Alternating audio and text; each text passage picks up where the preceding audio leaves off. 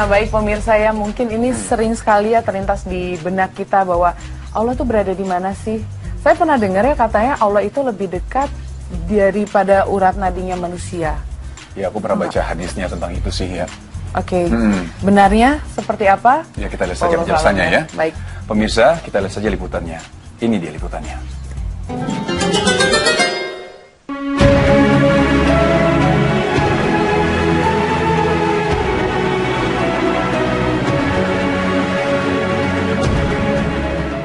Di manakah Allah berada?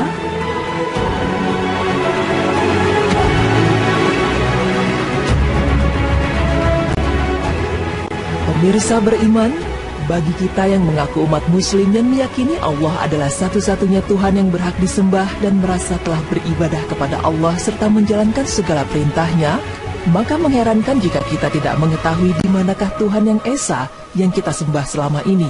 Mungkin sebagian dari kita pun ada yang mengalami kebingungan jika ditanya di manakah Allah. Ada yang menjawab Allah ada di hati kita. Allah ada di mana-mana. Bahkan ada yang mengatakan Allah lebih dekat dari urat leher kita. Namun benarkah semua jawaban itu? Jika semua jawaban itu tidak benar, lalu di manakah Allah Ta'ala berada?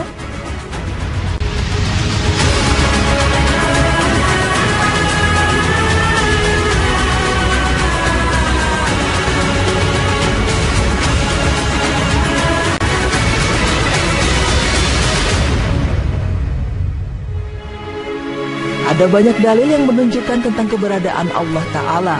Ulama besar Syafi'iyah menyatakan ada 1000 dalil. Ahmad bin Abdul Halim Al-Haroni berkata bahwa sebagian ulama besar Syafi'iyah mengatakan dalam Al-Quran ada 1000 dalil atau lebih menunjukkan Allah itu berada di ketinggian di atas seluruh makhluknya. Dan sebagian mereka lagi mengatakan ada 300 dalil yang menunjukkan hal itu.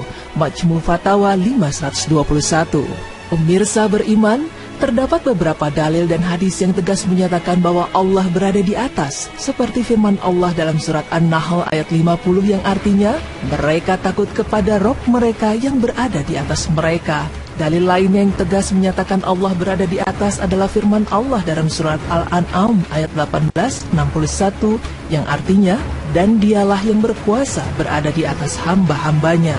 Lalu terdapat dalil yang tegas menyatakan ulu atau ketinggian Allah secara mutlak. Ulu atau ketinggian Allah ini mencakup ketinggian secara zat. Artinya zat Allah berada di atas. Qadar artinya Allah maha tinggi dalam kehendaknya. Dan syarf artinya Allah maha tinggi dalam sifat-sifatnya.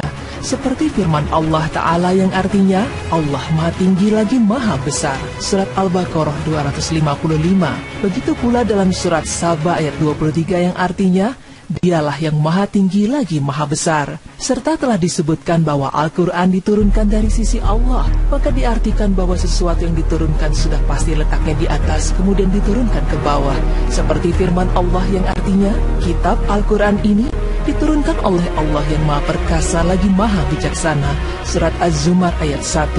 Maka dari dalil-dalil ini sudah sangat jelas disebutkan bahwa Allah maha tinggi secara zatnya, yakni Allah berada di atas.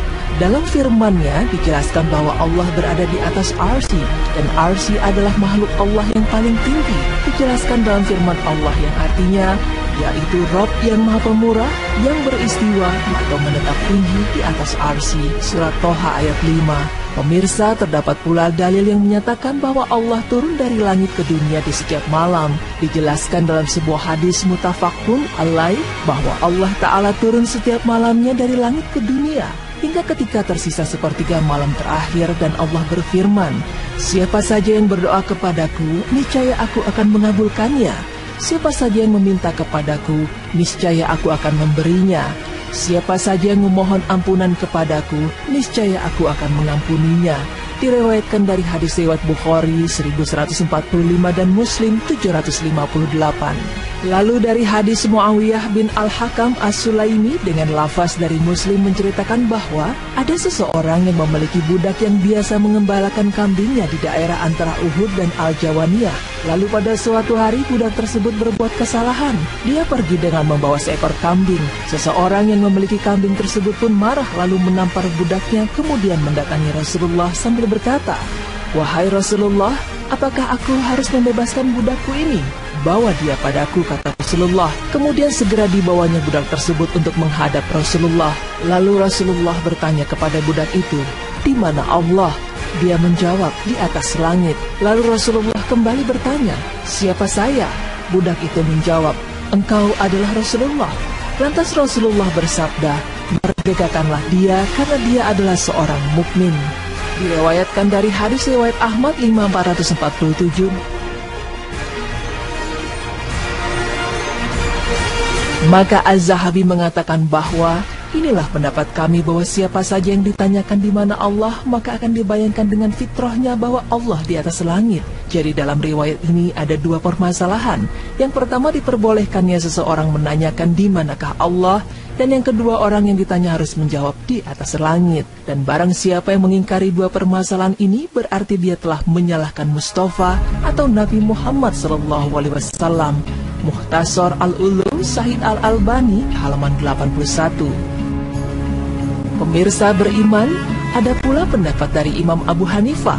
Dikisahkan bahwa Abu Muti Al-Hakam bin Abdullah Al-Balkhi bertanya kepada Abu Hanifah mengenai perkataan seseorang yang menanyakan bahwa ia tidak mengetahui di mana Tuhannya, yakni Allah Ta'ala, di langit ataukah di bumi.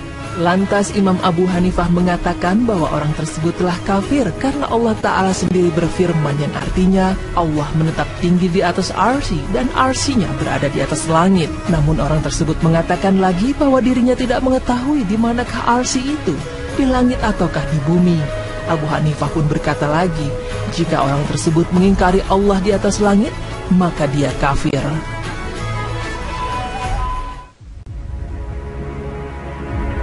Pernyataan tegas yang menyatakan Allah Ta'ala beristiwa atau menetap tinggi di atas arsy-Nya menimbulkan pertanyaan baru.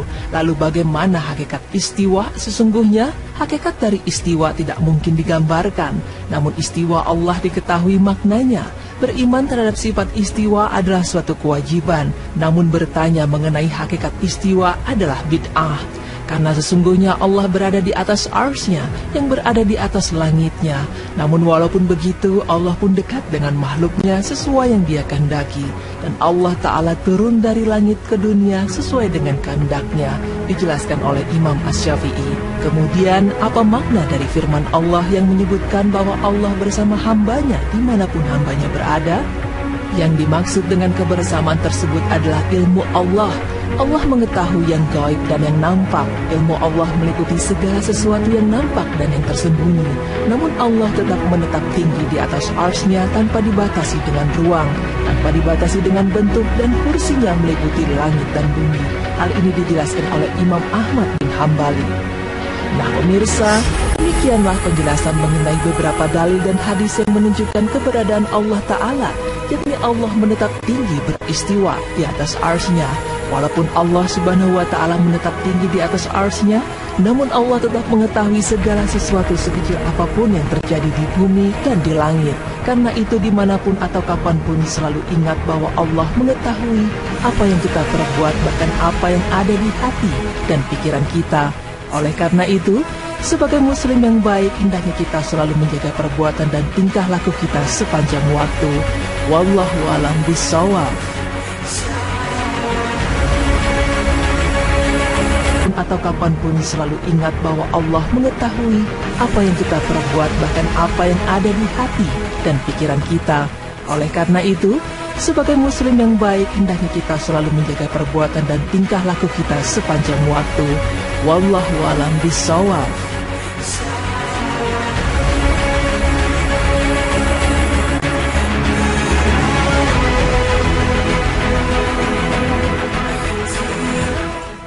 Nah, baik pemirsa, itu dia penjelasan dari berita Islami masa kini. Nah, sekarang